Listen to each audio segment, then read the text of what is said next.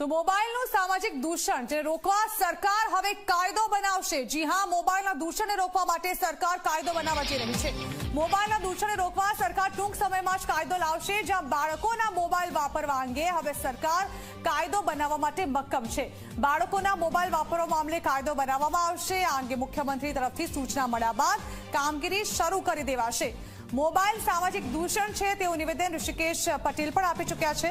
મોબાઈલના સામાજિક દૂષણ અંગે સરકાર ચિંતિત હોવાનું પણ તેઓ જણાવી ચૂક્યા છે। તો સામાજિક દૂષણને રોકવા માટે કુટુંબ અને સમાજને તૈયાર થવું પડશે।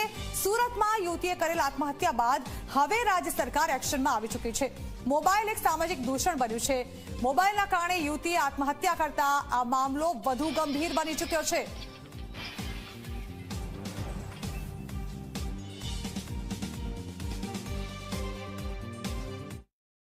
સામાજિક દૂષણ મોબાઈલ નાના બાળકો પણ અત્યારે નાનું બાળક લગભગ હજુ બાલ મંદિરમાં પણ ન ગયું હોય એના હાથમાં મોબાઈલ આપણા કરતાં પણ વધુ ઝડપથી એને વાપરતું થઈ ગયું છે। એવા સમયે એના જે બીજા જે દૂરોગામી અસરો છે આ બાળકો મોબાઈલ વાપરે એના માટે રાજ્ય સરકાર આદરણીય ભૂપેન્દ્રભાઈના ધ્યાને પણ આ વાત આવી છે। એટલે ચોક્કસ રાજ્ય કક્ષાએ કેવી રીતે આને વર્કઆઉટ કરવું એ હવે સીએમ સાહેબની સૂચના મળેથી ચોક્કસ આ સામાજિક દૂષણને રોકવા માટે પહેલાં તો કુટુંબ તૈયાર થાય, સમાજ તૈયાર થાય।